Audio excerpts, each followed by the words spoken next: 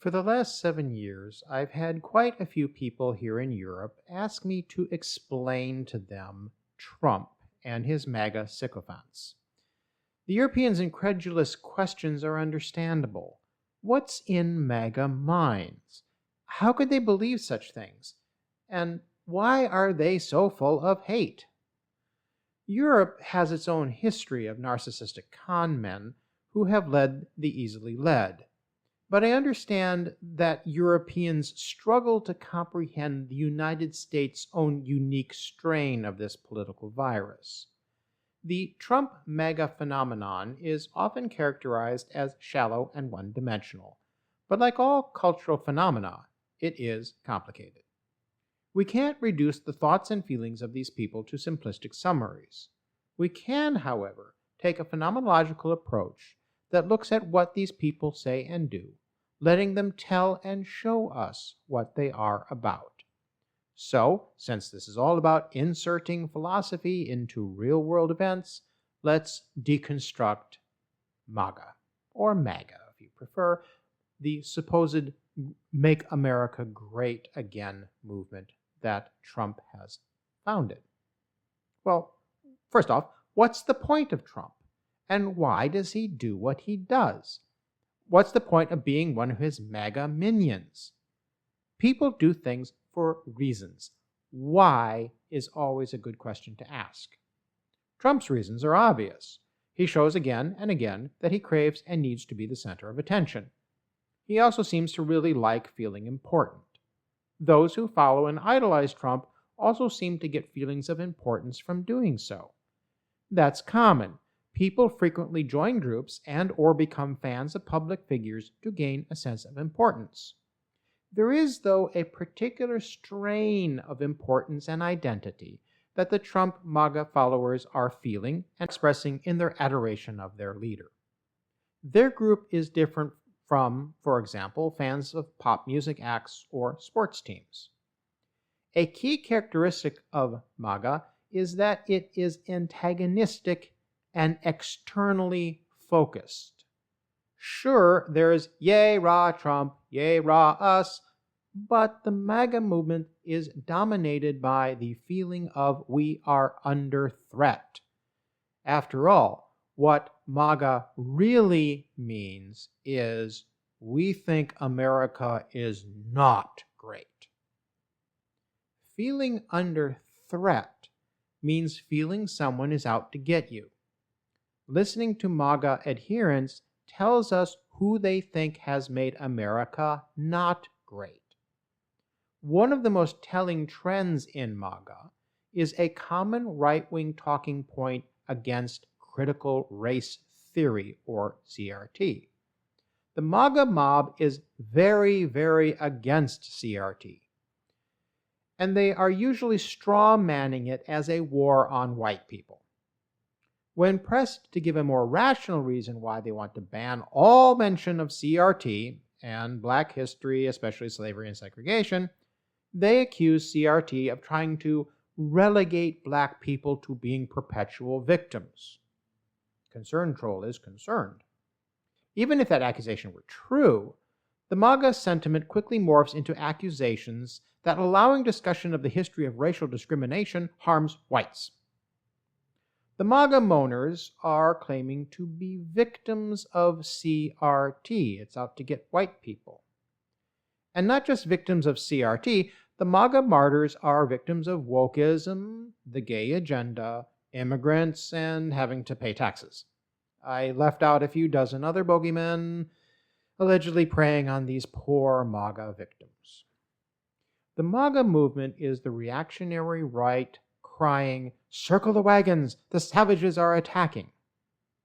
Trump, craving attention, exploits the reactionary right's craving for victimhood. Is the boisterous vehemence of Trump and his minions best understood as a demand for recognition of their victimhood? Is that what the culture wars are really about? Saying, you can't talk about social injustices because we are the greater victims here. This demand would explain the motivation for much of what the MAGA martyrs do and say. The Paris Institute for Critical Thinking says that victimhood is a common response to felt trauma. The sense of victimhood can undermine assumptions about the world as a just and reasonable place. Claiming victimhood can also work as a strategy to avoid responsibility and criticism, producing a victim mentality. Taking on that mentality of victimhood, one can feel above ethical accountability, yet entitled to render ethical judgments on others. Sociologists Bradley Campbell and Jason Manning argue that there is a rise of a victimhood culture, and I'll put a link to their book on victimhood culture in the description. The victimhood culture incentivizes people to publicize grievances and make victimhood a central part of their identity. It is, they say, a dizzying cultural milieu that replaces a culture of dignity with a culture of identifying as a victim. Trump is a leader in victimhood culture. We see his reactions to the recent indictments as a classic example of victimhood culture. And his MAGA minions are eager participants in this victimhood culture of MAGA. Victimhood is a strange way to feel important, but it is not uncommon. I researched the topic of structural antagonism in one of my books. I'll put a link in the description. I argued that some subcultures are oriented toward commiseration over perceived victimhood and take on an attitude of us against the world as a source of identity. The MAGA subculture is hardly alone in this behavior, but a whataboutery of that group plays the victim too doesn't change the likelihood, if not probability, that the MAGA movement is fundamentally an expression of victimhood. Yes, cancel culture from the fake left is a victim mentality too, and Trump and his MAGA minions are another version of cancel culture. As Campbell and Manning say, there is now a clash between these two cancel cultures trying to out-victim each other. Since being indicted, Trump has gone off the charts into victimhood mode. Biden, the Justice Department, Democrats, and the Wicked Witch are all out to get Trump. That's why he needs money, so he says. And his supporters still are apparently willing to shell out money to help victim Trump, who is now claiming he is being martyred for them, his supporters.